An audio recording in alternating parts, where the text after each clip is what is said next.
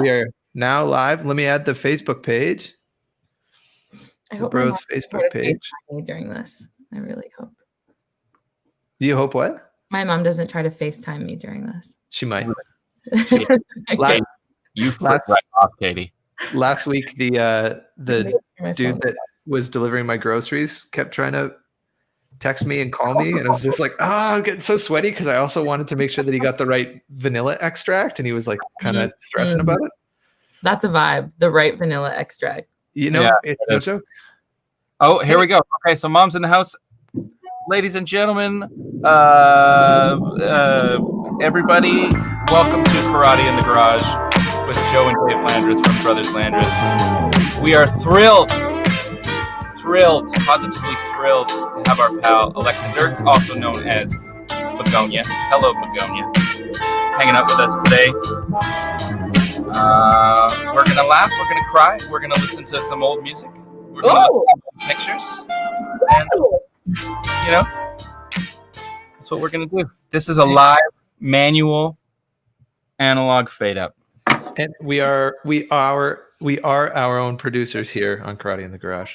I love it. Is that our theme song? Where'd you come up with that? That can totally be our theme song. I made that at the beginning of the pandemic when I was gonna try to become a YouTuber, and I made a bunch of YouTube videos with Jen Dirksen, and then just got super self-conscious. Was like, I can't do this. But that's the theme for my YouTube channel that might exist one day, but doesn't exist as of right now. What happened? Like, what scared you off? I just was like, I was worried that if I became a YouTuber, or rather started YouTubing, then I wouldn't be an artist anymore, you know? And then I would just be talking about music on the internet instead of making music. Which I have so much respect, and I consume so much YouTube content, but I'm just not ready for it, you know? I'm not ready. I feel you. You got to do when you're ready. Yeah. Alexa, welcome here. Thanks for joining us. Everybody, this is our dear bud Alexa, and Alexa is, oh God, how do you even introduce Alexa Dirks? Such an unbelievable talent, such a dear friend. You've single-handedly saved at least a mitt full of songs for us, and we'll get into that a little bit later. But Alexa has a project called Begonia, which is really, really fantastic, which is her music. But you have been so many different things in your career. You're a singer-songwriter. You've played in a bunch of different bands. You've toured. You've backed people up. Like, you're a side person. You're a very versatile individual. But the thing that I'm most excited about is obviously the music that you make. And so I just kind of want to talk about like who you are and where you come from. And I also want to embarrass you. So I recently dug up. So I guess I should tell people, like, the history between you and I is my very first kind of like pro gig was playing in a worship band, but with this dude named John Buller. And part of his sort of deal was he was always partnering with young musicians and sort of doing like this discipleship program thing. And the band that he had for a really long time, they all turned 18 and started doing their own thing, and John needed a new band. And so originally his band was me, Ryan Voth, and Meg Dolovich. And then, I don't know, I want to say like a month or two into playing with John, he was like, I want one more vocalist. And we were like, no, we don't need that. We don't need no other singer, man. You just want to make us into your old band. Because their old band was like, you know, a band and then Jody. Yeah. And we were like, man, we want to do something new. We want to be a rock trio. John was like, yeah, well, it's my band, so I'm gonna bring in this. Gal named Alexa, and I feel like the very first rehearsal might have been like just like four cats bumping into each other in the alley. Like, you know, but man, you guys were teenagers then. Yeah, like it's like high school era awkwardness. Y'all wanted to hate me. You wanted to hate me so much, and I was like, "What? Love me!" Like I just came in, just being like, "Love me, please." And because I had seen y'all a month prior play at my high school. Y'all played at NBCI. Oh yeah. I was like, whoa, those kids are on stage. I want to be on stage. I think I saw that one smoking outside. Exactly. But much to all of our, I don't know, what am I trying to say? We all became really good friends, and we've continued to make music together in many, many, many different iterations, including my very first band, which was called Little Boy Boom, which is I always get so sweaty and embarrassed when I have to say our first band name, but it's like, I don't know, it's just a band name. Do you think the Goo Goo Dolls like got sweaty when they were like, oh yeah, our band's called the Goo Goo Dolls? Goo Goo. I remember in the rehearsal space, I was trying to find a name for the band and just like writing things down on paper and passing them around and being like, just saying words, like seeing what would like, and I remember Meg being like lampshade, like just like we were just saying words and seeing like what stuck. And then we were like, oh, we're all young. What about like a nursery rhyme? Little Boy Blue. No, Little Boy Boom. Little Boy Boom. Boom. But that was our first band, and like I think we learned, like I certainly learned some of my most valuable lessons in those days. Like we had our first house gig. We played every Wednesday at Hooligans, which is now Handsome Daughter. No, yeah. Handsome Daughter. But then it was before that it was the Rosenby. It was all these different things, but it was the standard Eddie's Garage or Joe's Garage, which before Hooligans.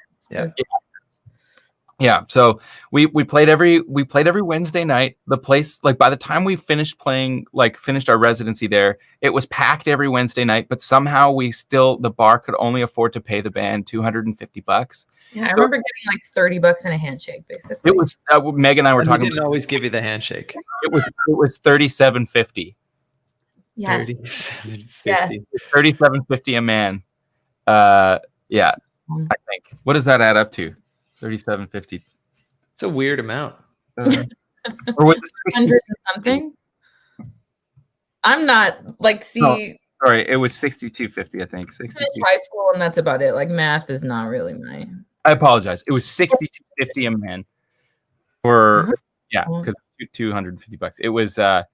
It was bad. But man, did we ever learn some lessons? Dave, can you put the Halloween picture on the screen? Oh no! Oh, gladly. I am ready. Let's enjoy this photo, everyone. Check this out. Pirate. You were a pirate. I was an 80s jogger. Meg was an alien, and Ryan was just a baby. We built him a crib out of cardboard, and then but he was actually wearing a diaper and a bonnet. I really wanted to find the picture. I really wanted to find a picture of him with Uncle Donnie. So Uncle Donnie was this guy that would come to lots of gigs. He's a musician and a music fan, but he would get super loaded and heckle us. And I feel like that was also my first like education in how to tell off a drunk guy at a bar was Uncle Donnie, and you just got to like practice different things. Like, I remember at one point him just walking up to the stage and me like stopping playing and being like, "No, don't talk to us." Well, didn't I was at that. I remember that Halloween gig. I mean, I was at a lot of your gigs, but I'm pretty sure that Ryan got out of the crib in his diaper and bonnet. Yeah, he did. And there's a photo of him like with nothing but like a makeshift diaper and bonnet with his finger in Uncle Donnie's face. Like somebody's got to track that down. He sits down and was like, "Stop," and we're like, "What?" The baby has spoken. The baby has. Man. It was amazing. It was really, really fun. But the juxtaposition of like angry, protective Ryan in baby costume was just like is etched on my brain. I can conjure that so easily. My face already hurts. This is gonna be good. Yeah. Okay.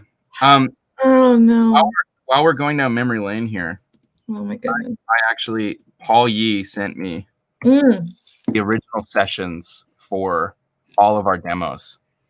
So You'll have to tell me, and we won't get flagged this week because none of this music is released, so it's nobody owns the copyright. You got flagged. You get flagged.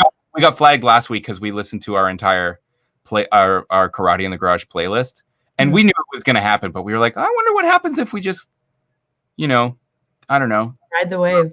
Yeah, we just go for it and see if YouTube catches us, and they definitely did. Oh, Dad just chimed in. Hey, Dad. Dad glued the headstock back onto Uncle Donnie's left paw 4 times. Yeah, Uncle Donnie is definitely the kind of guy that breaks his headstock off his 4 left times. Oh my god! Yeah. At least one of them is from putting his headstock up and the ceiling fan taking it off. Definitely. Yeah. And the other one is angrily putting it on the ground when he can't quite get the changes right. A lot of people are asking. Yes, we are. Alexa is a birthday cake alumnist as well. She actually has her own label called Rex Baby Records. Come on. I wish I had a clap track. Yeah. Oh, that's so cute. Okay, tell me if this is loud enough. Across the great divide. Listen to your little baby angel voice. Oh my gosh. Across the ocean, it don't Where's the matter vocal? where. I want to turn it up. Sugar in my coffee or salsa. This song was to my recorded in this cup. room like over 10 years ago. Sunday dress I'm wearing. Shouldn't that be enough? Lately time is waiting on my heart, yeah. We live in the same city, but couldn't be farther. I'm out working, I like got one boyfriend in the road. eating in your bed. All that ballroom gives me Check out this is chorus. this aching in my head. Saying, I'm pushing you aside. Oh, this makes me happy. And why?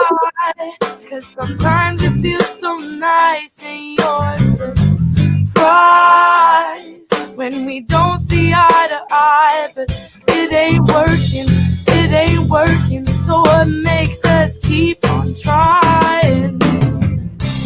Running low on money. Man, I remember, I love that chorus. I remember learning it because I would sub in occasionally for Meg in this band in Little Boy Boom. And I remember like, fuck, it was so fun learning this track specifically. Like the chorus slams so hard and you guys played it so well. It was so fun. Oh man, we were such little goobers, but it was so, yeah, that was real. And it felt so real. Like it felt like we were like going after something like really tangible, but like upon reflection, I don't know that we really even had like a direction. We were just like, we're writing music, man. We're playing at this bar every Wednesday. And we were like elated when we got that gig. Like we went to McDonald's and like had a burger in the parking lot and we were like, celebration. You guys meant it though. I mean, looking back on it, obviously we all have careers that look very different, but at the time, like I remember like it was legit. There was drama. There was love and love lost. It was like Fleetwood Mac in there. But like you guys were like, you played your asses off every single time, and we like saw each other probably almost every day of the week when we were. How often did you guys rehearse?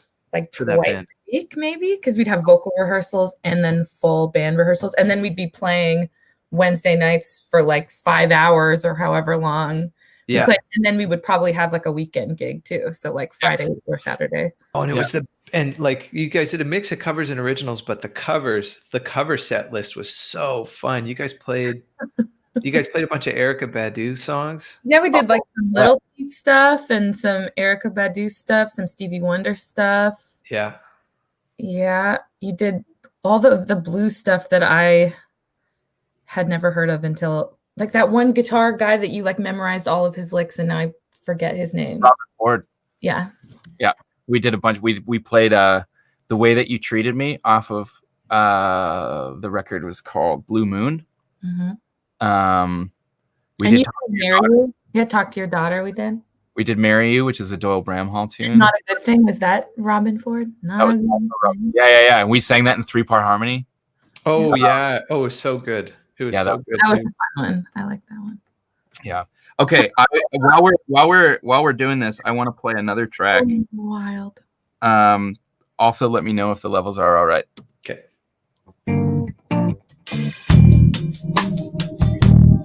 What was I even talking about in this song? I don't even know.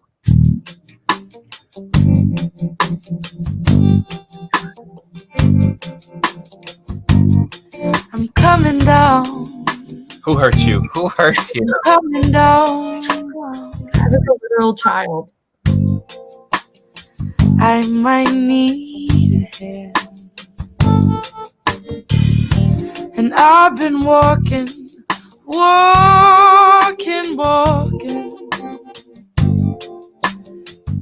I can barely stand. Man, have snare drum sounds ever changed?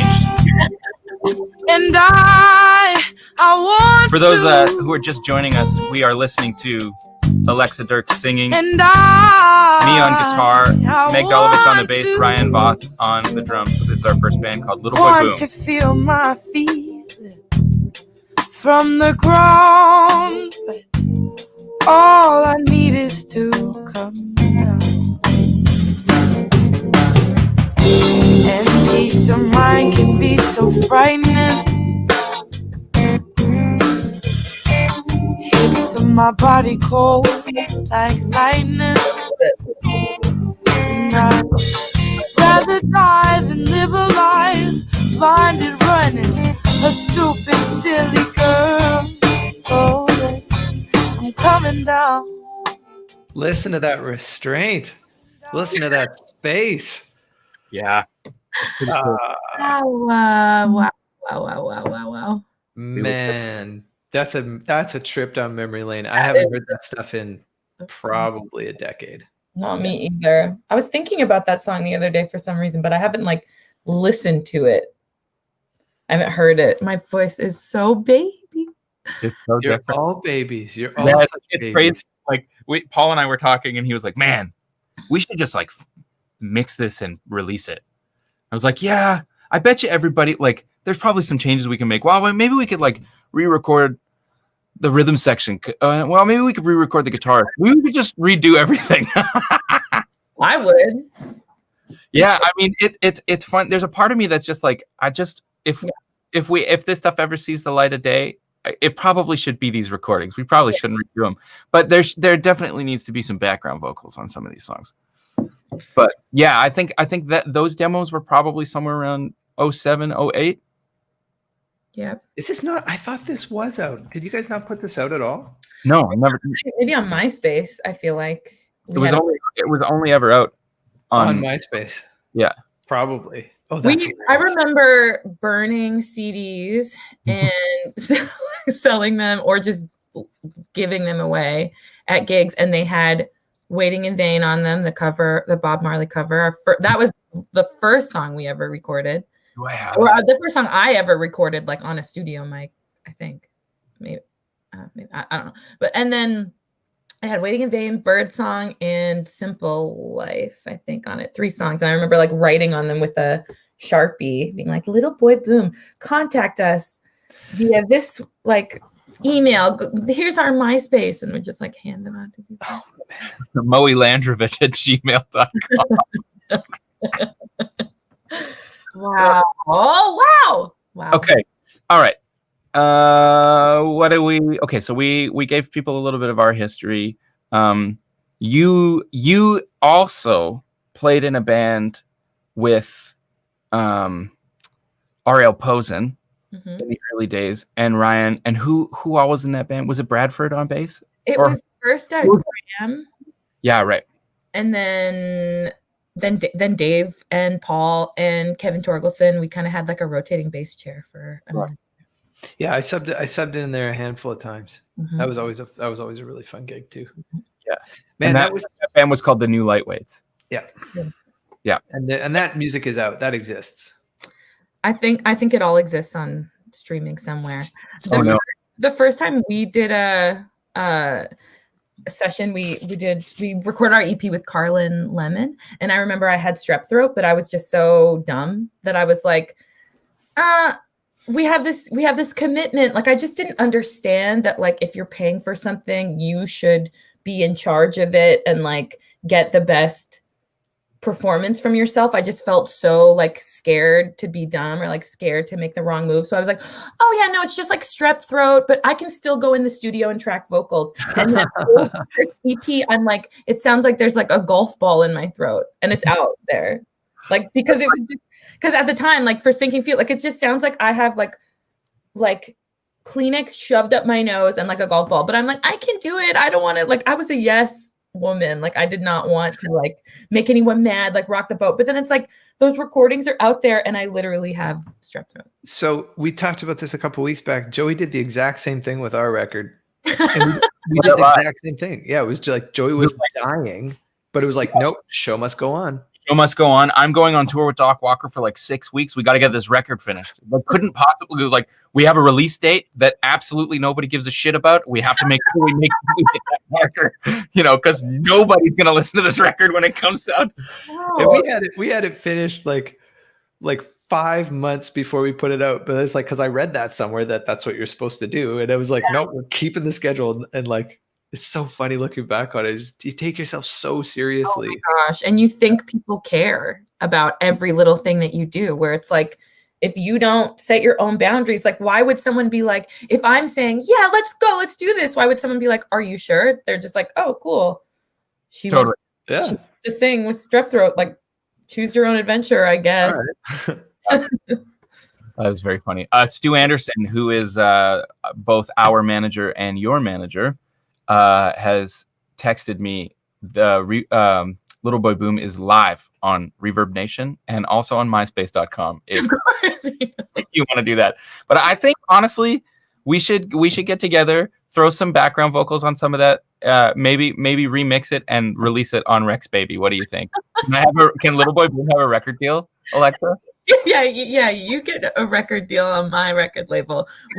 Then turn under the umbrella of your record label. So you'll be handling the output of it. I'm the project manager. Also, how do you project manage? Don't worry, I'll show you. Okay. Anders is asking a quick question here. We should jump on. Yeah. Is there any Begonia music on a CD available? Hell yeah, we got CDs, we got vinyl.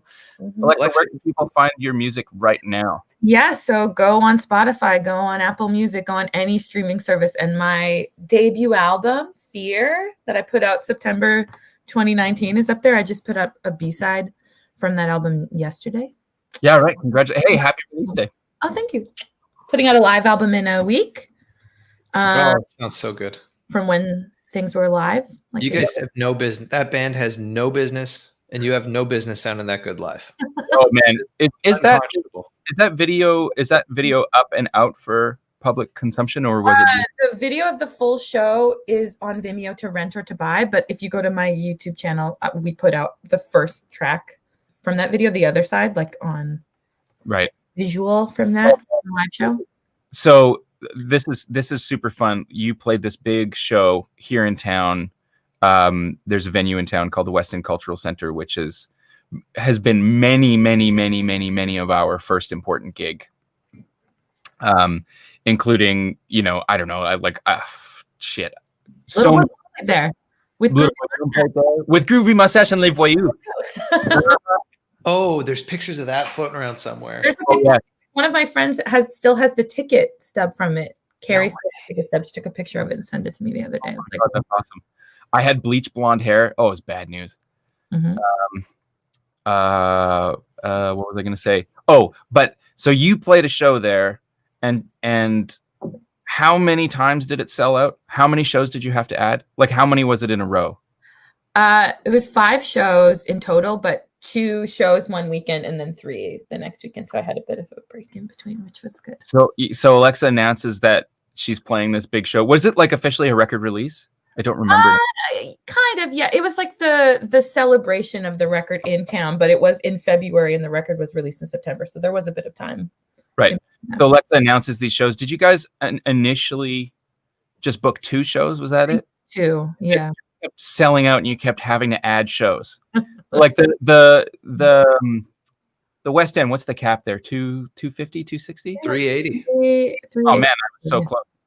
So you sold it out 5 times, 380 tickets, just to give a little context for how much love you have. But Alexa is one of the most, like, aside from having this incredible set of pipes and being such a brilliant songwriter, you're also easily the most captivating performer, certainly that I know, but possibly ever. Like you have a way of making people feel, and you always have. Like, and I think back to the Little Boy Boom days, and you know, we would play such eclectic covers and stuff. But when we played songs like Birdsong and even, you know, Coming Down, and watching people react to the way that you told these stories has always been something that I think, I mean, even going back to the John Buller days, that you've always been plugged in to the universe. Like whenever you play, and whenever you make music, I think you touch people in this really beautiful way. And I mean, I remember the feeling like I got a ticket for the last or second last show of that run of 5, and you came out on stage opening up with Other Side, right? Yeah. Mm-hmm. And you started to sing, and I just, like, it was everything I could do not to fall to my knees. It was so beautiful, and it was so meaningful. Oh man. And, I just think that there's like so many special things about what you do musically, but you're able to communicate the human experience, I think, in a very profound way. And that's not a question. I'm just saying this. I'm just trying to tell people how I feel about the music that you make, and I think they'll feel it too when they go and check out your tunes. I want to ask you about the time. We've talked so much about the time that we've spent together, but I want to give folks a bit of an introduction for who you are and where you came from. So before all that, what were you doing before you joined John Buller's band? Like, I want to know things like, what was the first record that you listened to that you were like, oh shit, I think I want to make music? Was there a family member that was like, I think you should do this? Was there somebody who heard you sing and said, hey, you're pretty good at that? Like, what was the thing? You know, and I often come back as a guitar player, because like our origin as guitar players, the origin story is super important. What was the first guitar sound that I heard that I knew I had to do this? Like, what is that equivalent for you? What was that hook? I mean, I was always singing when I was young, and I was like relatively annoying and kind of loud. My mom says I wasn't that loud, but I disagree.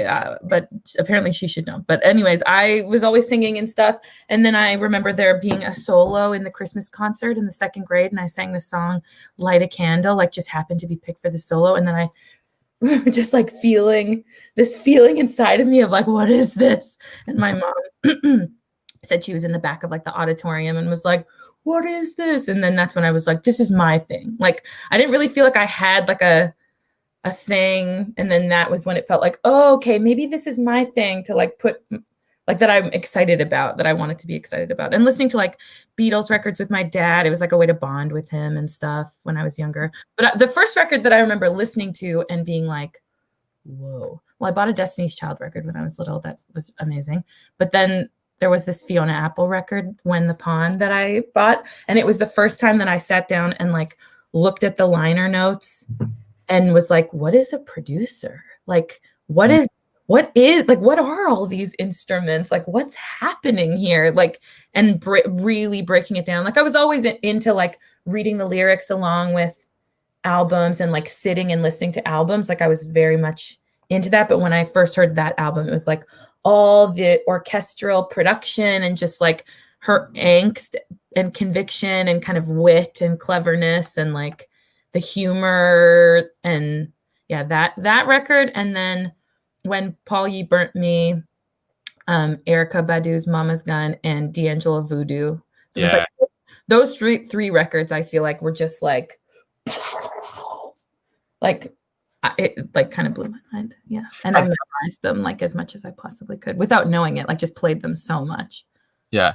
it's kind of fun because Paul Yee keeps coming up in our streams, because like I rent a space in his studio. This is the B room at his studio, which is called Stereo Bus. We've made a bunch of records with Paul, but before that, he was just a bit of like a musical big brother to a lot of us.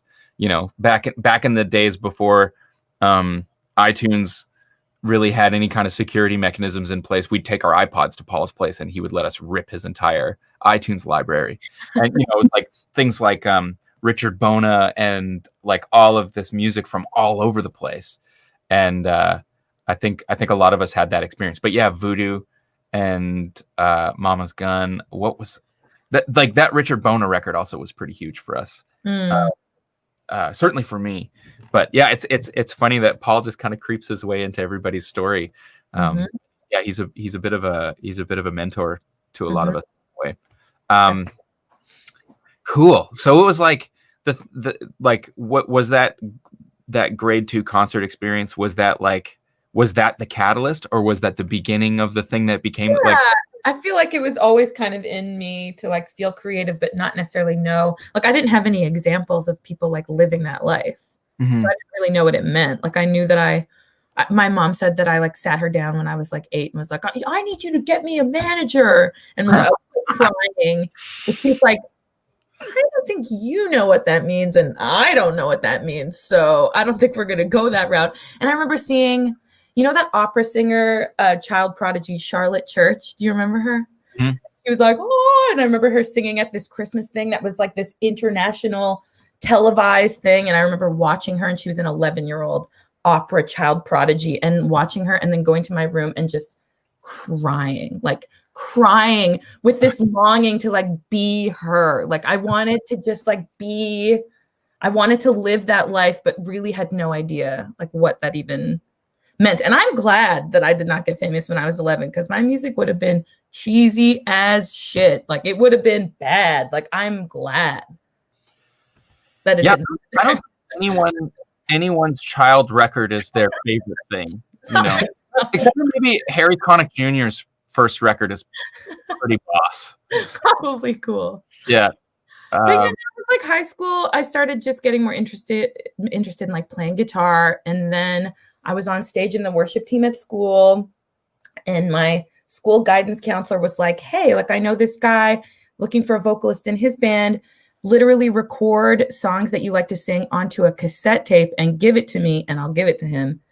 And I said, sounds cool. Recorded these like praise and worship songs onto a cassette tape a cappella. In the eyes of my heart, Lord. Like some contemporary, like modern, like Jesus is the center. I don't know. And then I gave it to him. And then 6 months later, John was like, oh man, sorry, I just found your tape, man. And like, I was in this band. And then I met y'all. And then that's when I stopped playing guitar, because I was like, whoa, I am too old. I was like 16. I am too old, and he's too good, and I need to stop. This is not my lane. It's not my lane. This is not my lane. I'm just a singer, okay? That is awesome. That's very, very fun. What else did I want to ask you about? I wanted to kind of get a bit of a history of also what came before Begonia. So we went from John Buller to Little Boy Boom to where did your sort of trip go from there, and sort of talk about those experiences, because you traveled the world. Yeah, with another band. I did. Did all kinds of cool shit, and I guess just talk about that. So I was still in Little Boy Boom, and then there was a crossroads moment that now we can talk about, but at the time it was very difficult. Very controversial at the time. It was. Divisive. I remember. Boom was like the band of like we came up together. Pardon me. I had so much like loyalty and love, and just like I felt like that was something that I needed to stick by. But then some local musicians that were in a band called Madrigaya, it was like a vocal band, like all women, and they were a bit older than me, and they were like, hey, we're starting this new project, we want you to be a part of it, after Madrigaya disbanded. And I was like, had already looked up to them, and I was like, whoa, this could be the bridge to get me to really start seeing the world and like doing the things that I wanted to do like right away. and I had no patience for. And then with Little Boy Boom, it was like, okay, this is more the long game. And I was 19. Like I was like, I am loyal to these people. And I was at Paul Yee's like kitchen table. And I remember him being like, I love Little Boy Boom, but if you don't accept this offer to go traveling and like see the world with these women, like I think you'd regret it for the rest of your life. And I was like, no. And I just remember crying a lot. Crying so much because it was the biggest deal of my life at that point. Yeah, like to make that decision to like to sit you guys down and tell you guys like it's not that I don't want to be in this band anymore, but like I have this opportunity and like I need to take. And they had this like showcase in California like at the time, and it was just so enticing, like because it was such a mystery. I had no idea what that world was like the touring life like that, and that was something that I was so curious about. And yeah, so then I joined this band, Shit Get In. I made the decision, and it was very difficult. And like I'm getting sweaty actually, even talking about it right now. This is the juiciest goss, everybody. But all is repaired now. But like it was not repaired for like a minute, and I understood. Like there was nothing that I could say. It was like I made a really difficult choice, and I had to just eat that and live with that. And like I disappointed people, and I had to be like.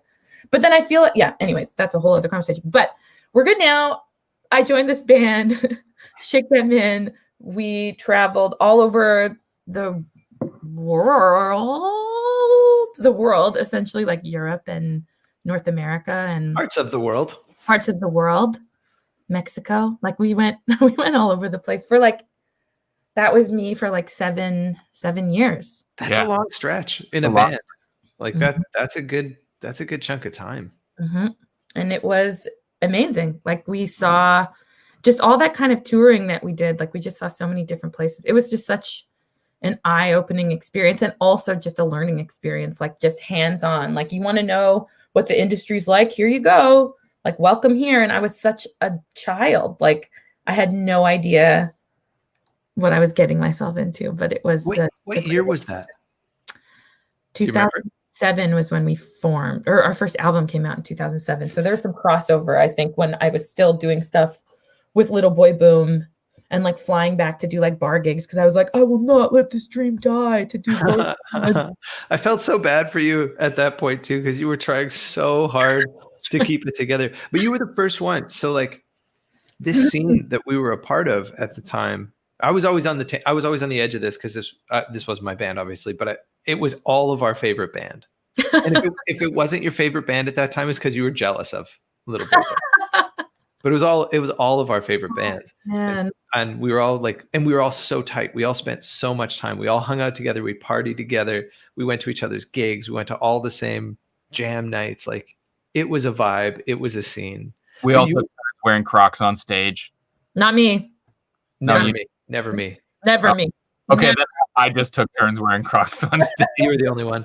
But Alexa, you were the first one to go. You were the first one to launch and really start working as a musician. It took like, I think I started touring in 2009. So I was a couple of years behind you. Joey, I mean, you guys had toured with John Buller, but I mean like really kind of grown into our roles as like now professional musicians. Yeah. We were all playing around town, but you were the first one to sprout your wings. And wild. And I just remember like in the studio making Shit Gemin's first record, and then looking on Facebook and seeing that Ryan, Meg, and Joey had started their own band called the Dirty Denominators, and I was inconsolable. Like, but it was like, what do you want, bitch? Like, make you choose your choice. Like, and I was just sitting there like, it's like, you guys, they started another band. Like, no one gave a shit. Like, they're like, wow, that, because they saw that I was this young child being like, look what's happening. And like, they cared, like they're empathetic, but it wasn't like anyone was like, you should leave. Like, what do you want? But I was ripped. And then I tried to like, whenever I was back in town, like go to y'all's gigs, and I would just sit there and cry. So I was like, I can't even do this. I remember that time. I remember it so well. And you know, like everybody, I want to publicly clear this up, that the Dirty Denominators was never a shady, because people were like, Yeah. Are you? Did you just name the band like the Leftovers? Alexa Dirks' Leftovers? Like, no, we were literally sitting around at a denominators rehearsal, and we took a break to watch an episode of The Simpsons, and it was the episode where Lisa was cheating or something, or she was being paid to cheat, and somebody was trying to convince her to cheat on a test, and she says, I don't want your dirty denominators. I can do it myself. And that's where that came from. So it was never meant to hurt you. I knew that was true because I had heard that story and I knew that it was not to hurt me. And I was like, what, like, honestly, like, what did I expect? Like, what would I like? And so it wasn't this grief out of thinking that y'all were trying to hurt me. It was just this grief of like, I wish I could just be living two lives at once because I still wanted to be there. Like I still wanted to be at all those gigs. I still wanted to like be a part. I didn't want to be an exiled like pal that would come back and be like, hey guys, how's life? And you're like, cool, but we're going to do the real friends things over here. Like, for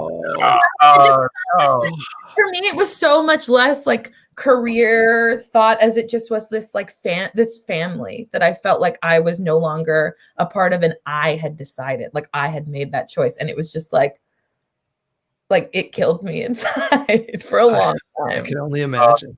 I mean, and we all felt those things because it all meant the same thing to us. But we had no idea what we were doing. We were making super cool music. And we, but it was not like, I mean, to put it into perspective, we had all these grand ideas, but like, I remember trying to get us festival gigs and cold calling all these festivals, like literally all over the continent, just being like, do you want to have my band? And people being, like just not even understanding like how or why someone would book a band. And, cause all we had ever known was, being side people, backing people up, and then playing bar shows. So it's just like, I guess we just do a bunch more of this until something else makes sense. So I also want to just publicly say, for the record, you made the right choice. You did the right thing. I'm sad. The right thing in the long run, absolutely. And we still have all this beautiful music that we made together that we can still reminisce. And maybe we should revisit the idea of releasing this music. Joey, you should go. Stu fed you the Reverb Nation and the MySpace links. We should listen to another track. We should listen to we should listen to Waiting in Vain. That was your big hit. That was our big hit. So we covered this version of Waiting in Vain, and I was really, really into I still am super into harmony and chord theory and shit like that. So I'd come to the table with this, like I had rearranged all the harmony. I mean, not all the harmony, obviously. It's not the departure. I threaten this just because, hey, in the spirit of, sorry to interrupt, Roy, but this is quickly becoming like the little boy boom hour. I can get Meg in here. I can send Meg a link. Oh, Meg, do it. Meg, do you want to jump in here and talk about this? I'm going to send you a link. I don't see any of the comments, so. You don't see any of the comments? No. If you look at the comment section, there's a thing that says private chat, and then next to it, just click on comments. Oh, whoa. Okay, are we ready to listen to Waiting in Vain? Oh my gosh. I wear Crocs now, by the way. I just see the comment, my kid has Crocs. I wear them now because now I'm like trying to be cool again. But before they were like, you couldn't wear them, but I wear them now. Anyways, go ahead. Did you send Meg the link? I did. If Meg makes it great, it'll be exciting. I also want to say hey to Stacy Natras Brown, who is popping in here. She is still my vocal guru and has been since I was in high school. So anytime I've had any trouble, I message Stacy. Took a bunch of lessons with her when I moved back to Winnipeg. She's very, very important in my development as a singer. So, hey, Stacy, what is up? Okay, here we go. Oh God. Your push is From the very first time I set my eyes on you, boy. wow. My heart said follow through. Also recorded with Paul. But I know now that I'm way down on the line. But the way to feel is fine. So don't treat straight, 'cause I know how to do my thing. Don't talk to me as if you think I'm That was such a dumb. famous Ryan Bostrom film for a while. Wanna know when you're gonna come soon. I don't wanna wait in vain for your love. I don't wanna wait in vain. I love how for it your goes from love. straight A's to swung A's. I don't wanna wait in vain for your love. Summer is here, and I'm still waiting there. Winter is here, and I'm still waiting there.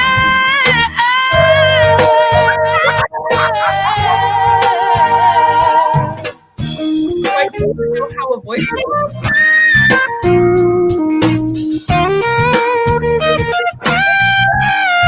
Murray Pulverlick, number 1.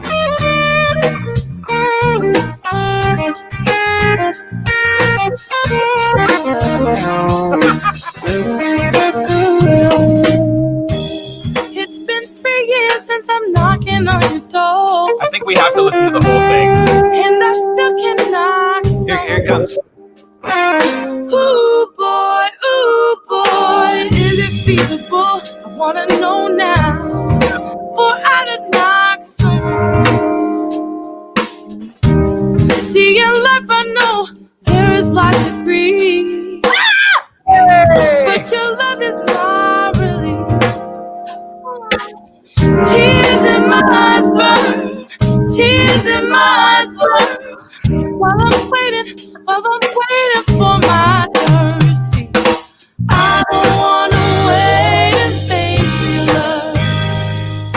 I don't wanna wait in vain for your love. I don't wanna wait in vain for your love.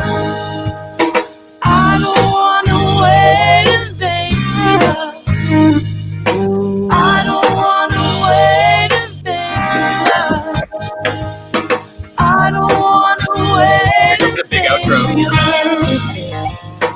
I don't wanna wait in vain for What your a journey. love. I don't wanna wait in vain for your love. I don't wanna wait in vain for your love. I don't wanna wait in vain for your love. I don't wanna wait in vain for your love. Oh my god. That was a trip down memory lane. Ladies and gentlemen, we are joined by surprise special guest Meg Dolovich, my bass playing hero. Hey. Holy smoke, jumping at the last minute. Thanks for bailing us out here, Meg. Guys, I don't go on the internet. I don't talk to people. I'm very arrogant. I haven't brushed my hair in a long time. But Welcome here. oh my click the link. Hey, you know what? I don't have pants on. I haven't been out of the house in 3 days. I was gonna say the same thing. The pants not happening. This is great. This is great. I you know what? Like, I just want to reminisce a little bit about this. Like, you guys, this is going back like almost. This is going back over 15 years. You realize we were babies, and there was this scene in Winnipeg, and you guys were the darlings of that scene. You were the best band in town. I think you forget how many bands there were in town. Like, there was so much music. Like, it was really different than it is now.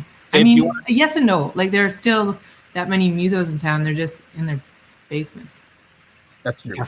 Dave, do you want to pull up the photo from the King's Head, the black and white that Mom took, me and Alexa and Meg singing into one mic? Oh. Look at these babies. Ah. Oh wow. Where's another one? I got a couple other ones here too. Yeah, pull them all up. I went on a deep dive. Oh Jesus. gosh. Oh Jesus! Look at Ryan. You guys, that was before selfies and duck faces. You guys were that serious. That was your press photo face.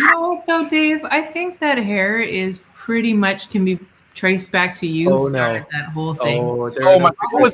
Started with you and your My Little Pony thing.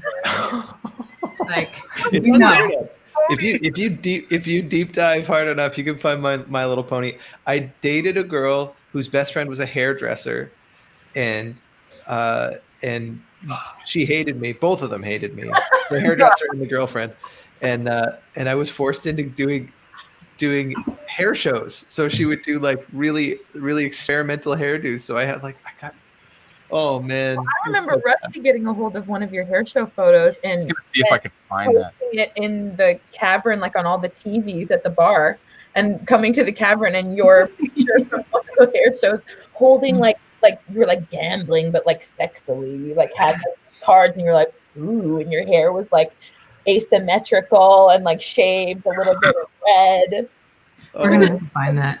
I hope that is buried. And it was on all the TVs at the bar, and I was like, whoa. I hope that's buried as deep as Trump's tax returns. Woo! Still on the surface, though, unfortunately. Yeah. Man, fun times. Definitely fun times. And that, like, I remember, Meg, learning your bass parts note for note from all of this stuff and just getting my ass handed to me. We'd go to rehearsal and Ryan would just be like, nope, you're on top. Nope, you're behind. Meg plays it like this. Meg plays the notes like this. You know what? So Tom, my husband Tom, says that musicians listen to music wrong. And honestly, when I think back to that time specifically, I have to agree, because it was at a time where Ryan specifically, we would go and listen to music and just tear everything to shreds.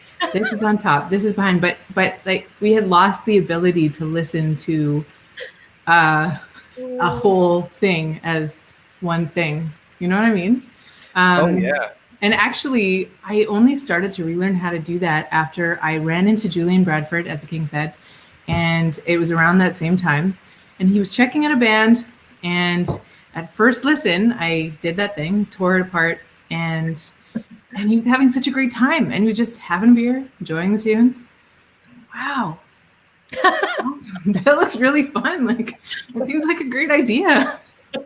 Anyway, so I'm glad. I think we kind of remember how to do that sometimes. But yeah, I know what you're talking about. That phase of Ryan, I think we all might have been in a little bit. Well, you guys, like I we said, were all in his crosshairs, though. It was like, it was just like, you're on top, you're behind, rush me, drag me. You know, like he played every Little Boy Boom gig to a click. Yeah. Right. You know. Oh, man, I really enjoyed fucking with him, though. Oh, it was one of my favorite things.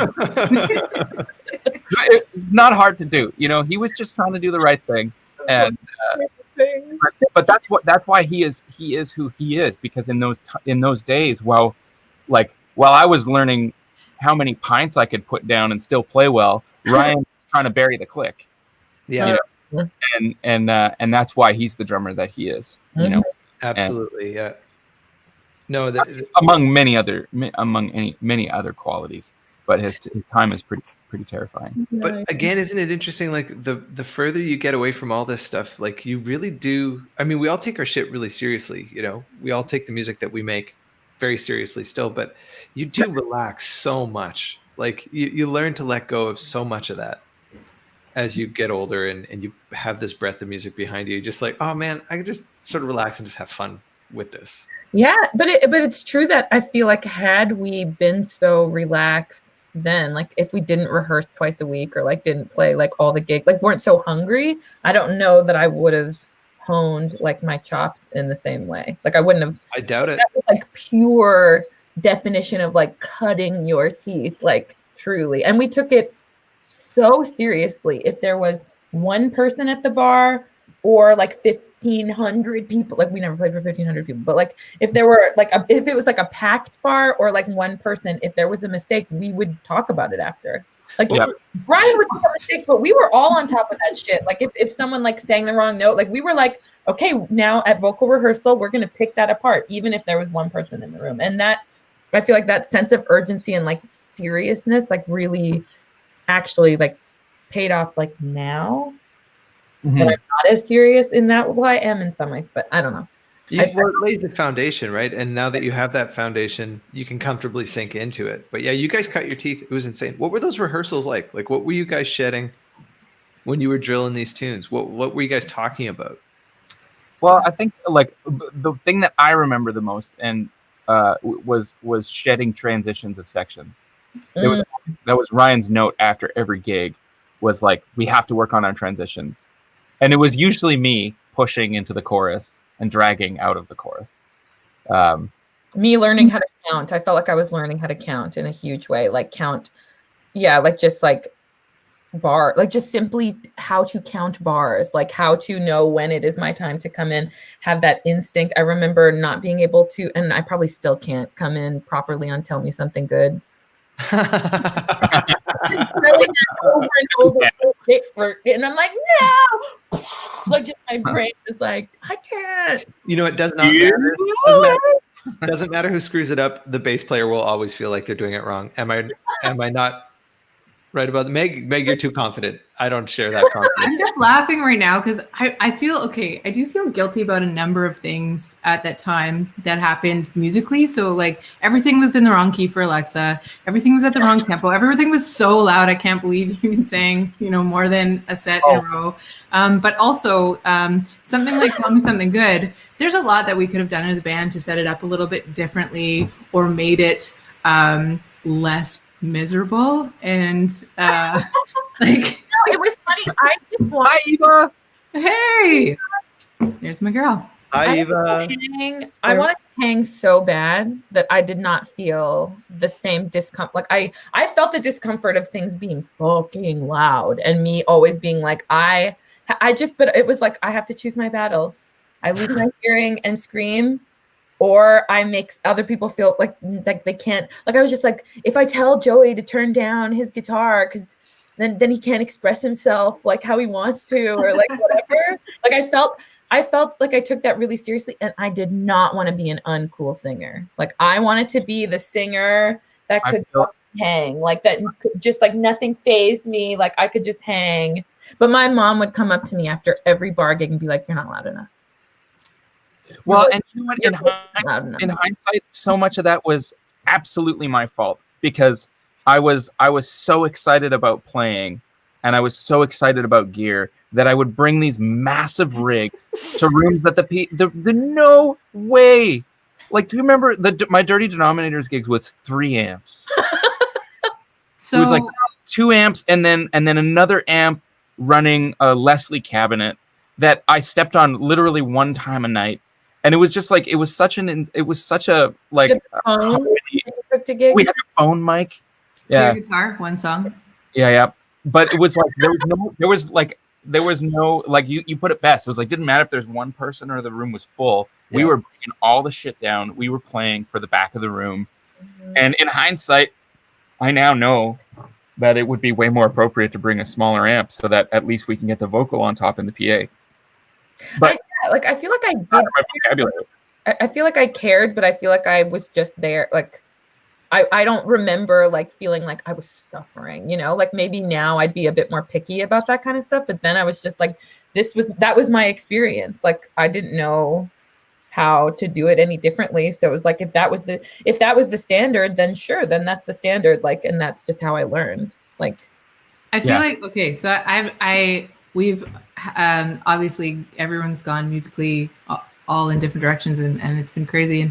But I feel like I should tell you that even though we haven't done those types of gigs to, redeem ourselves and do better, I've been in a position to coach young bands.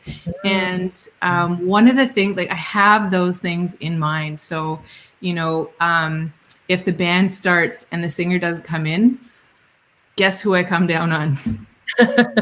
It's not the singer. Oh my God. So I've tried to redeem myself in that way, I guess. Yeah. You're leading the next generation. You're learning from your mistakes. Oh man. You're learning from your experience. Hey, we got a nice little comment here from Ben Kirkham. Just downloaded some of Begonia tunes on iTunes. Lovely stuff. Really enjoying this. And the bros are off the hook. Kids are already in bed. Nice, Ben. Thanks for the feedback. Everybody, if you haven't already gone and done it, please go and check out Alexa's music. It's under Begonia on all the digital streaming platforms. So iTunes, Tidal, Spotify, Apple Music. I guess iTunes isn't really a thing anymore. Google Play, LimeWire. Stop. YouTube Music. Napster. Napster mud. Yeah. Well, shit. I mean, now we've got Meg in the house. Meg, what is firing you up right now musically? What are you listening to? What's got you excited? What do you hear that makes you want to go out and play? So everything, to be honest, if I hear music, I'm ready.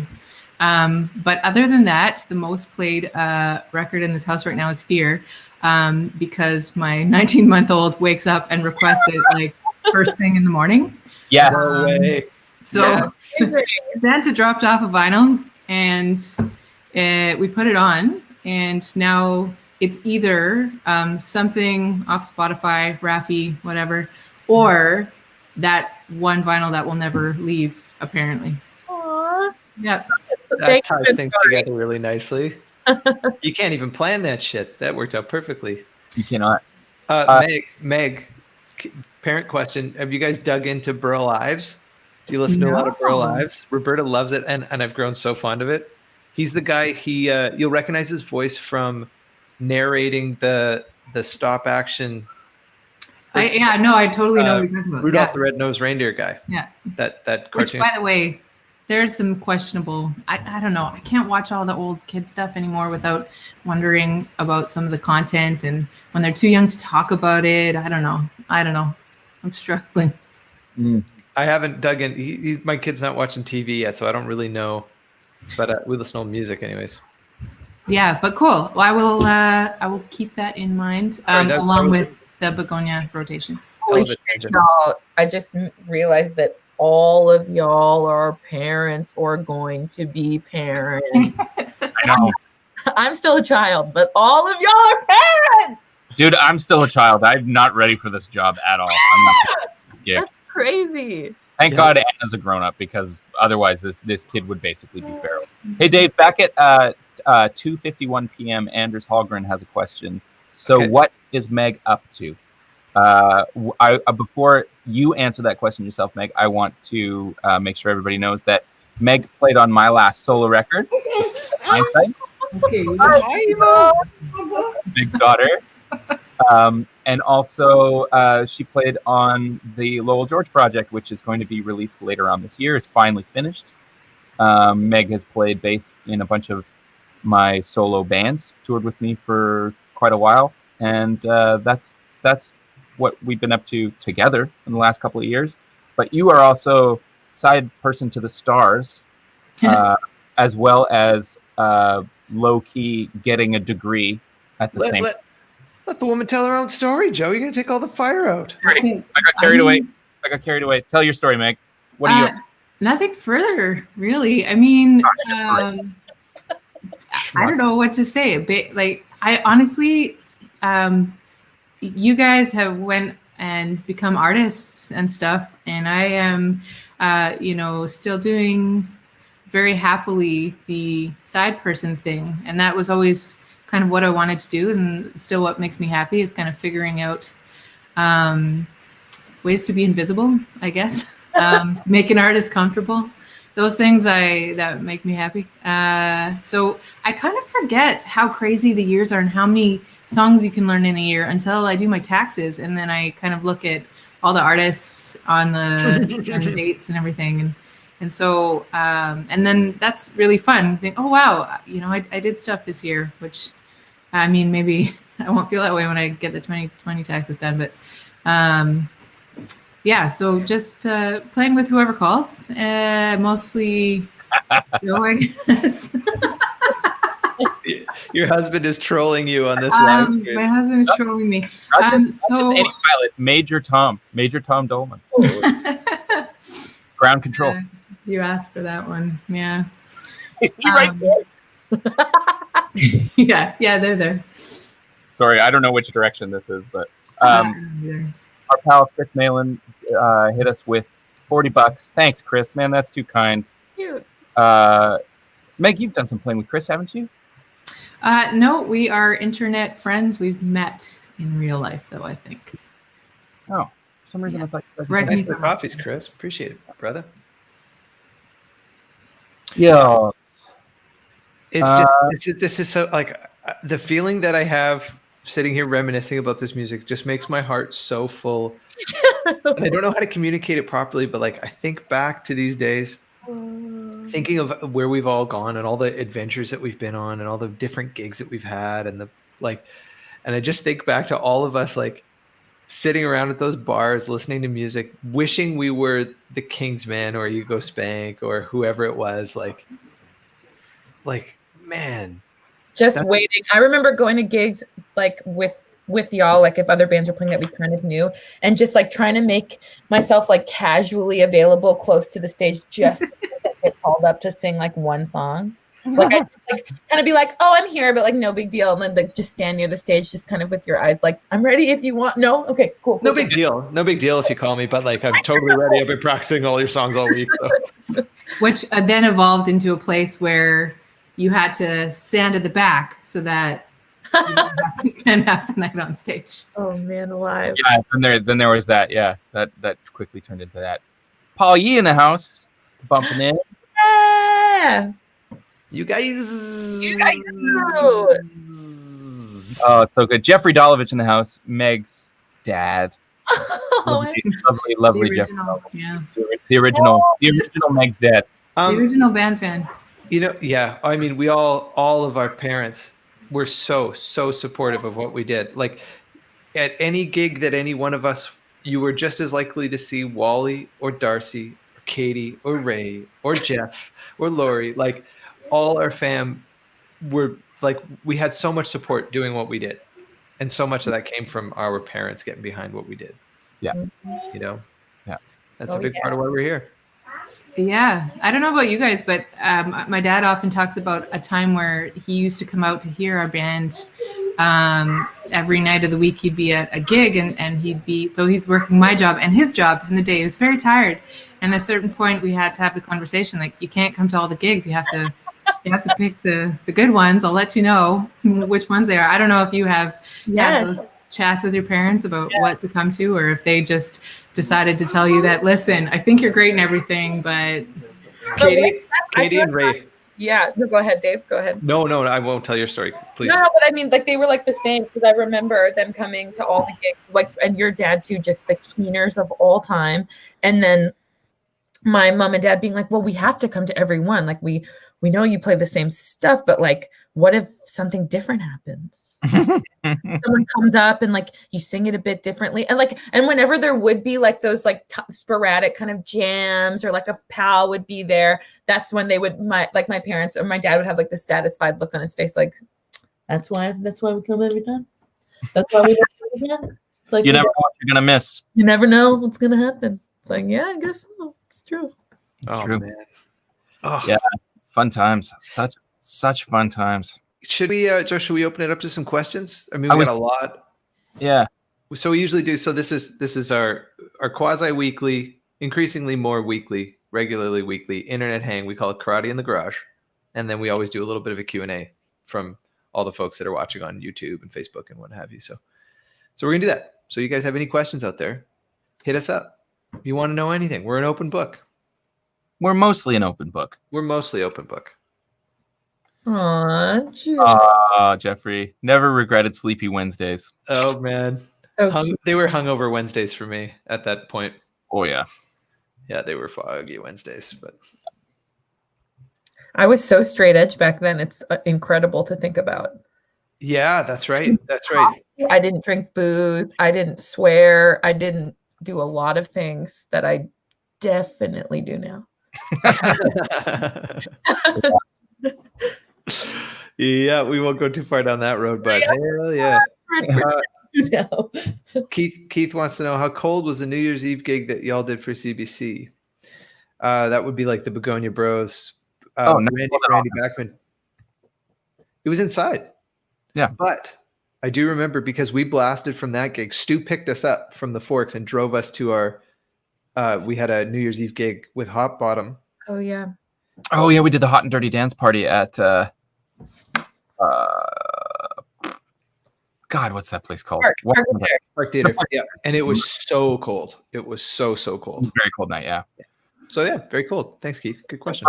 Brock Fair says, what's the Steve Bell connection? Well, there's the Steve Bell connection goes far and wide because Steve has connections to Alexa's family, right? You guys are quite tight with Steve. They all know each other from back in the day. I went to high school with his son, right? With Jesse Bell.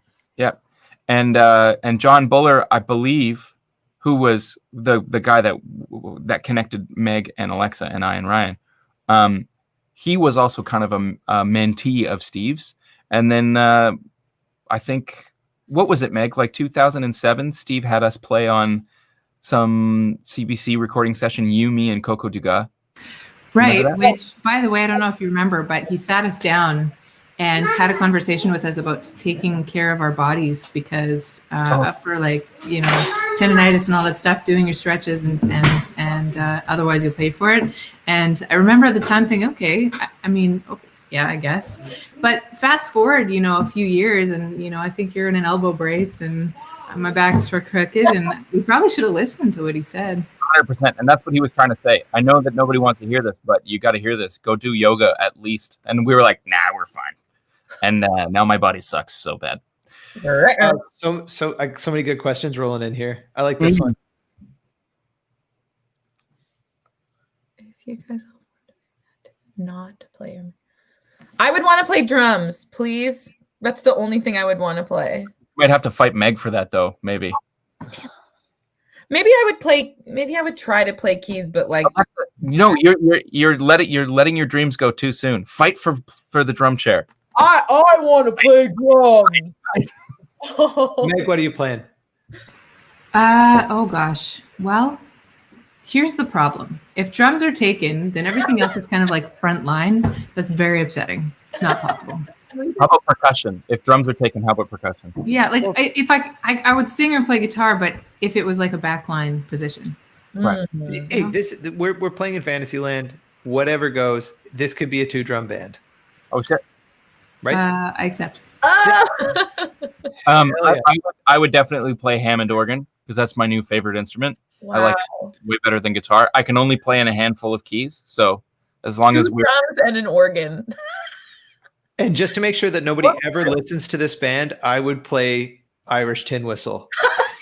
And we would be completely unbookable. Just shred. Like I feel like we would shred it. It'd be like fusion. It'd be like Irish fusion, Irish Celtic fusion music with 2 drums and Hammond organ, and no one would ever hear our music. Mm-hmm. What do we call the band? You like some of our old gigs? Ouch. Actually, let's be honest. Let's like most of the gigs that we played in our lifetime, except for a handful. Yeah. Chris is asking, funny memory for y'all touring together. This is not a touring memory, but I think my favorite memory with Meg and Alexa is definitely watching Ryan scream at Uncle Donnie in a diaper. That goes down as like one of those when I think of the 4 of us together, I just automatically see Ryan like ripped like 17-year-old body before you have to think about what you eat kind of body, and nothing but a diaper going like, oh wow. Yeah, that is so real. Oh, this is fun. My favorite is having that same like Ryan baby band kind of sit us down and have serious chats when we weren't being serious enough. So, earlier on, you were talking about, even if there was no one there, if something went wrong in the set or a transition was weird or something sped up, we would talk about it. But if we didn't talk about it, that would be Ryan's moment to say, okay, well, no one's being an adult about this, so I'm going to sit you guys down and we're going to have a talk, So I have a lot of those memories. Ryan, he's the youngest older brother I've ever had. Oh man, totally. He was terrifying. I was terrified. I love subbing in for your band in those days. I think I probably did it like a handful of times, maybe 3, 4. Oh, you were gone for a stretch, actually, Meg. You were somewhere, and I wound up doing like a bunch of dates, a bunch of Wednesdays. Yeah, I think I went to Australia for 6 months or a few months or something. I don't know if you remember, but I didn't realize how weird our vocal arrangements were until I had to pass on those parts, which were, I would give you some that were kind of down here, and then I gave you some that were up here, and they were really, our arrangements didn't make any sense. I didn't hit a right note once in that band, not one time. I don't think you guys ever turned my mic up in the mix. That was before I actually knew how to sing. I was just like, oh, I'll just open my face at this microphone. Oh, fun. We got a great question from Sonia Maroney. She says, this is for Meg and Alexa. What advice would you give young girls who want to explore music? My daughter is 10 years old and is starting to write lyrics. What do you wish you would have known back then? Oh, cool. Very Hi, Sonia. cool. Meg, do you have an answer that comes to you quicker than I do? Yeah. Just do it, I guess. Really. Yeah.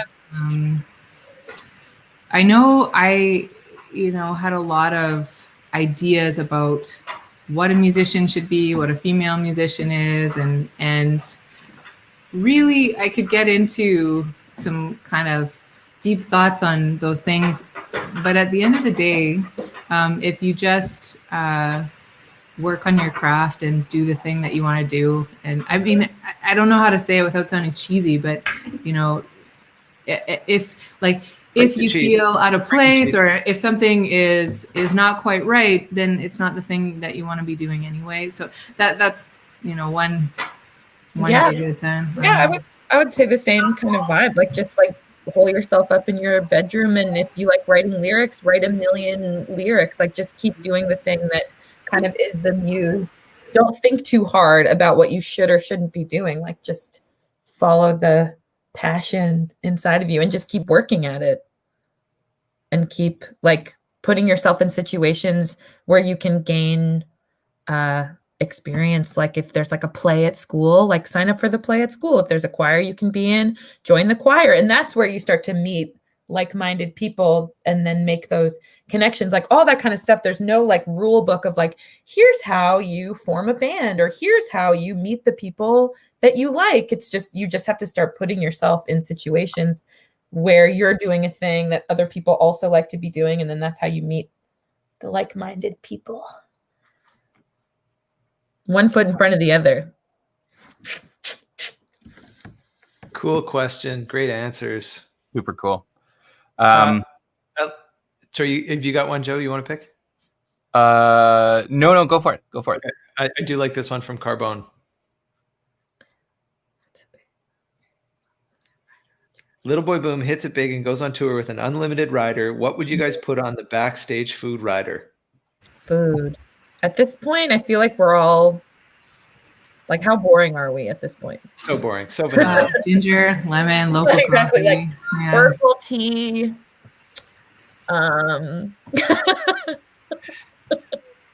Chocolate almonds, chocolate covered raisins, chocolate, hot chocolate. Hang on, I changed my answer. We hit it big. We can have whoever we want in the band. We're gonna have 1 million people in the band. Carbone, you're in the band too. Whatever you want. Flip it on your head. I this is what I want legitimately. I just want Mike Carbone to have an unlimited pantry so he can cook us non-stop Italian cuisine, because that dude, low key, is a super, super good cook. We did it. We did a big Airbnb on one of the tour dates last year in Philly. No, just outside of New York, maybe was the Airbnb, but we rented like a house in Jersey. Yeah, we were playing. And he went to the local bodega or whatever and just got a whole bunch of random ingredients and made the most excellent pasta. It was so good. And he was just like whipping it up with, and all you ever have at an Airbnb is like salt and pepper and a bunch of no-stick pans. Anyways. Mikey made it work.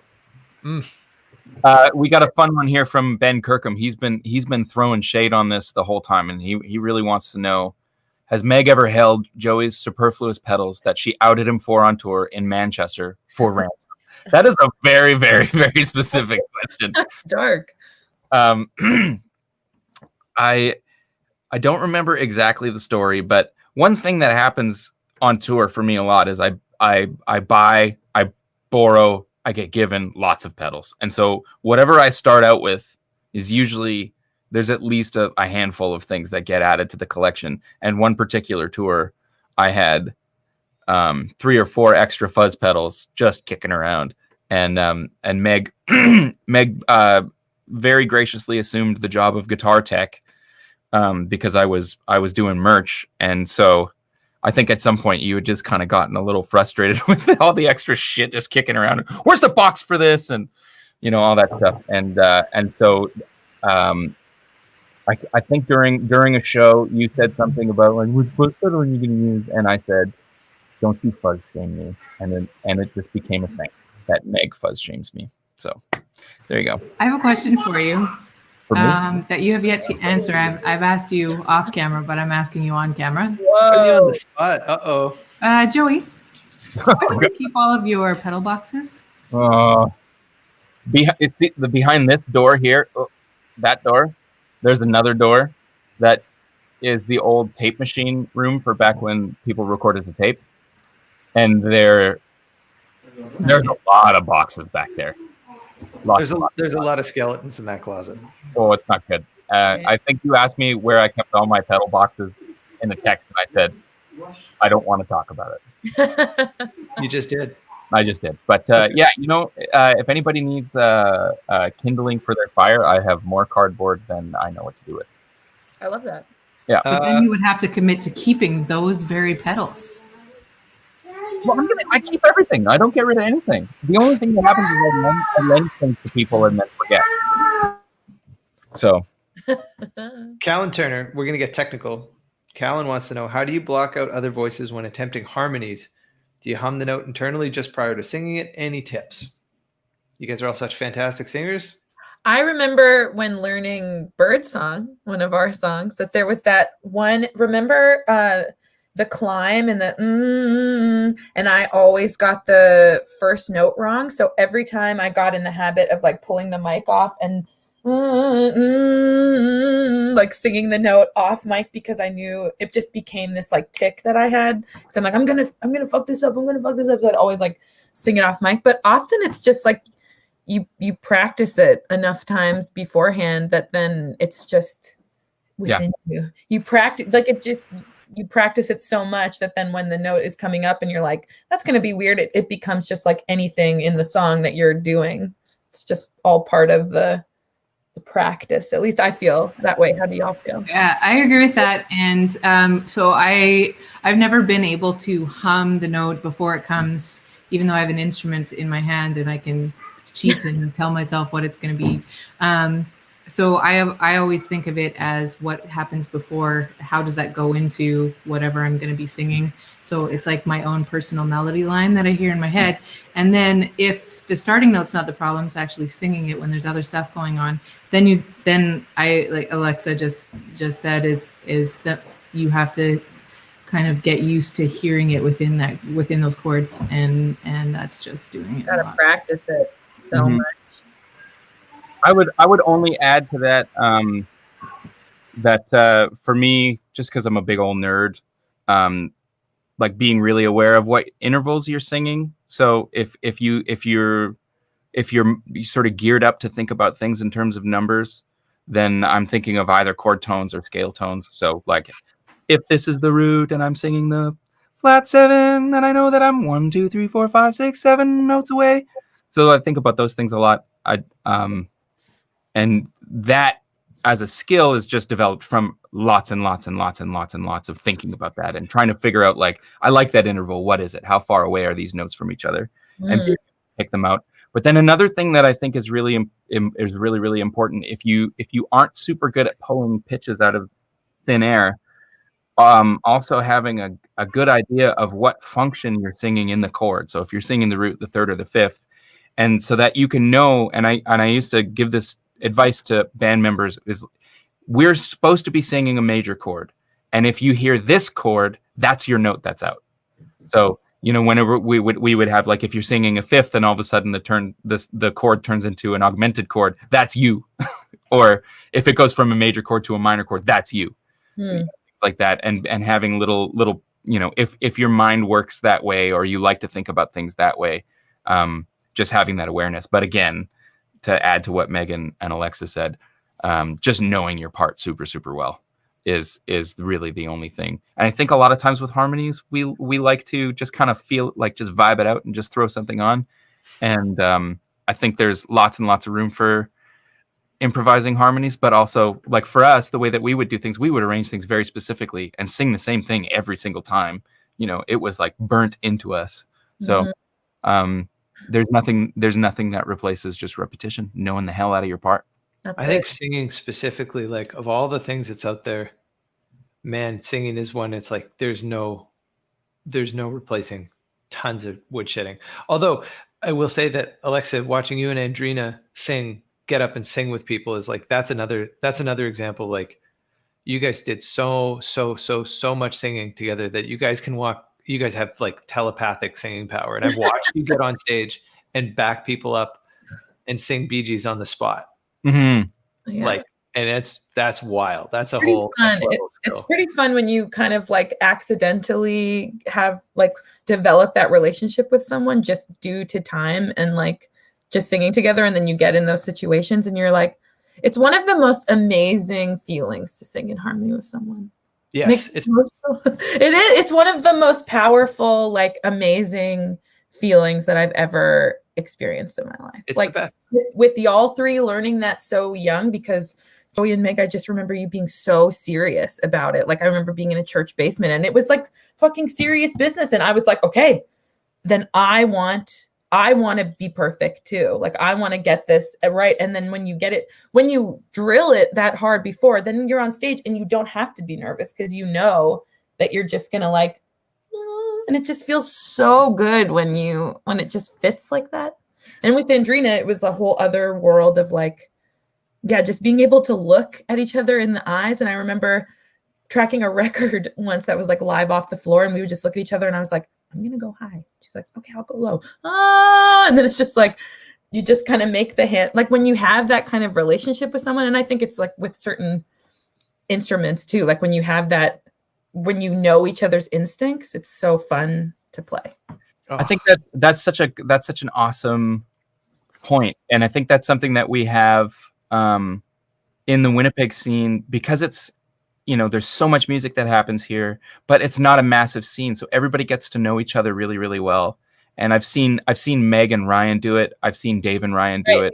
Exactly. I feel the same thing as an improviser playing with both Dave and Meg. And Ryan as well. You guys know my playing so well. You know each other's playing so well that, you know, if Ryan does like this little pickup on the kick drum, you know that means that he's going to play this thing. Well, and it's almost like you're not even looking at the instrument. You're looking in each other's eyes. Like I've seen that happen before too, where you're like, okay, like you just like the communication is like telepathic in that way. Totally. It's just like, I think the beautiful thing about it is like, you're just so connected as people that the music is almost, it's almost a byproduct of like the love and respect that you have for each other. And it's really, really, really cool. And I don't know, I feel like, I just get all weepy thinking of it. And realistically, it's a beautiful thing to share. It's such a beautiful thing to share. You could fill up so many computer screens with the other people that were part of the scene that aren't here right now, that we grew together and played, and we all play differently together. And like there's the Les Voyous, that was a whole scene, and you guys played all this music together, and then oh man, it's just like, but it comes back to that, right? The way that we kind of came up, like collaboration was so key. Like being in bands was the thing. And now being like a solo artist, like I still feel like I have that itch to scratch, like where like collaboration feels like it's a part of my artistry, even as like a solo artist, if that makes sense. Like it's something that is so necessary. And it was, that foundation was built with y'all because everyone just kind of like was like, as much as we had like a solid kind of foundation between us, like you were saying, there was all these other people that we were constantly working with in a similar rotation. And then you just kind of were like comfortable just like speaking other people's languages too, like kind of getting in and out of that. Yeah. Just kind of fun. Oh. This is kind of fun, guys. Phil Kendrick, you'll remember, was the bartender at Hooligans in those days. Oh. Phil commented back at 3:22 p.m. My favorite cover band at work, Sundays, back in 2007. That would have been the denominators, I think, on Sundays. Yeah. Love you guys. I think Ryan was only 17. So that's actually such a fun memory. Was Ryan's 18th birthday. We threw him an 18th birthday party at Hooligans, and at the end of the night, Kev, who is the bar owner manager, pulled me aside and was like, "So, it's Ryan's 18th birthday." And I was like, "Yeah." And he was like, "Yeah, so I didn't know he wasn't 18. You guys have been playing here for 2 years."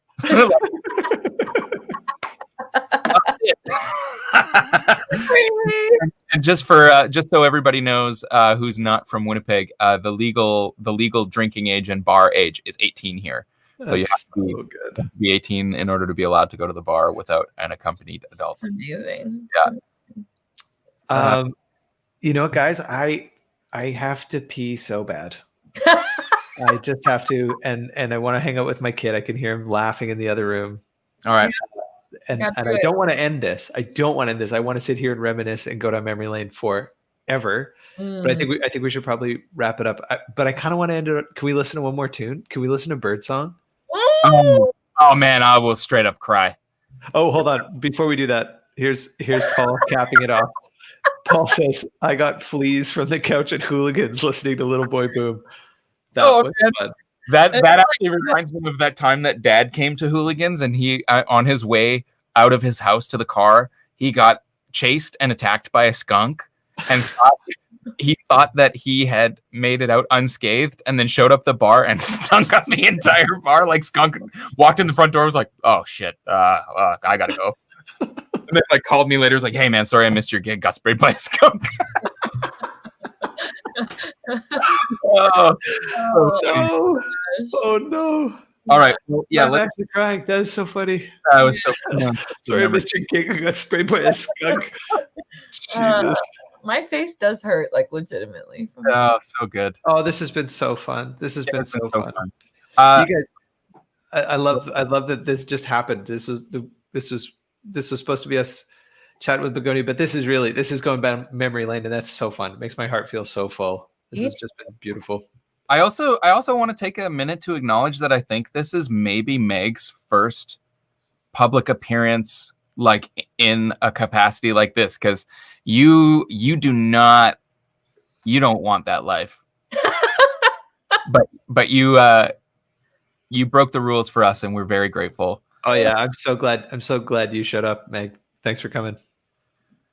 Yeah, absolutely. Okay, here we go. Birdsong. Before we sign off, because I think we'll sign off after this is done, everybody go check out the music of our dear pal, Alexa Dirks. She goes by Begonia. She's on all the streaming platforms. Go and check out her music. Go to Vimeo. Buy the video. Don't just watch the trailer on her YouTube channel. Go and buy the video. It goes a long way. You got merch for sale. You got records for sale. All kinds of cool stuff. Meg, you don't really have any music of your own out there, but there's so many great examples of what you do on my recordings and lots of other people's recordings and shows and videos. So I want to thank you both for stopping in. And here comes the Little Boy Boom.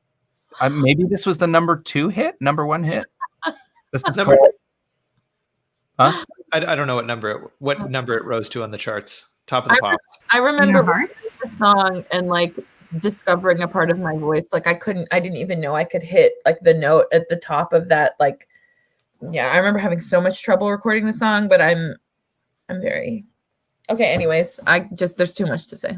Too much. We don't have the time. Just play it.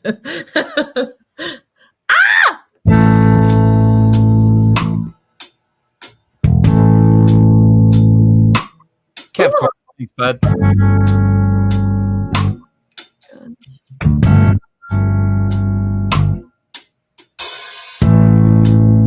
I am not a bird. Calm down. Can't just spread my color wings, fly. But winter chills my bones. With no one waiting by my side. But please believe me, My bags are packed, I just need some transportation. And my legs deceive me. When I'm froze, I can't fix the situation.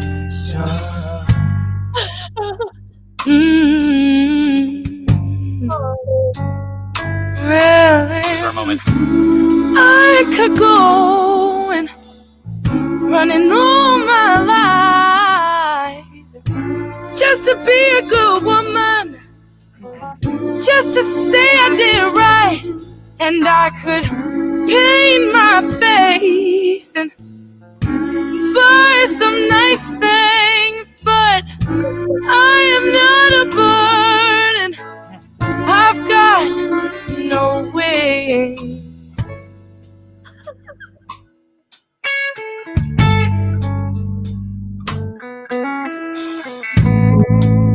So I make believe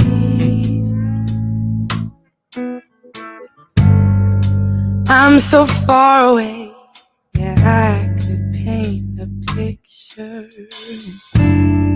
Leave this dirty scene. This track was mixed by Paul Yee, just so everybody knows. And I'd have all the love that I could ever wish for. I love that chord. Oh, 13 sharp 11. oh, and I could go and running all my life just to be a good woman, just to say I did right, and I could paint my face and buy some nice things, but I am not a burden. I've got Oh shit, no bass solo. Oh, I forgot. Meg never takes bass solos.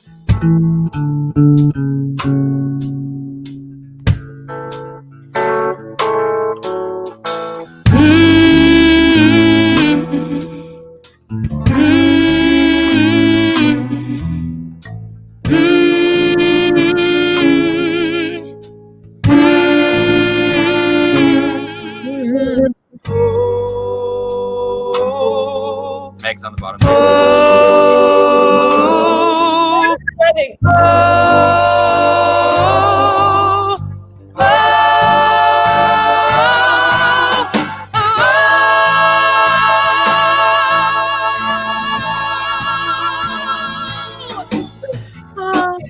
I could go and running all my life just to be a good woman, just to say I did right, and I could paint my face and buy some nice things, but I am not a burden. I've got no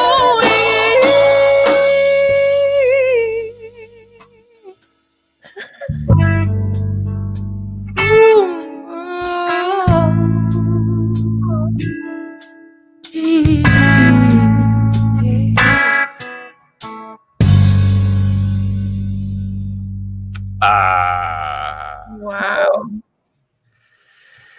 Well, dang, that was Oh, wow.